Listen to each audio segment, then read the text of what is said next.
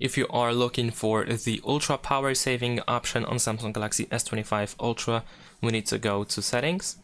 In settings, find and go battery. Over here, go to power saving, so tap on this option. Power saving first must be disabled. Then scroll down and at the bottom you will find limit apps and home screen. So if you enable this option, you will use the maximum power saving option instead of the regular power saving option. So this is the ultra battery saver, also known as ultra battery saver.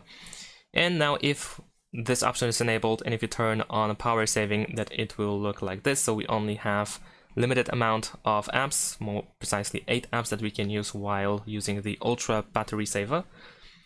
And as you can see, there is no wallpaper, there is dark theme. And if you want to exit this mode, we need to tap on these 3 dots over here in the top right corner, and we need to select turn off power saving. And that's it. Thanks for watching, leave a like and subscribe to my channel, and see you in my next videos. Bye!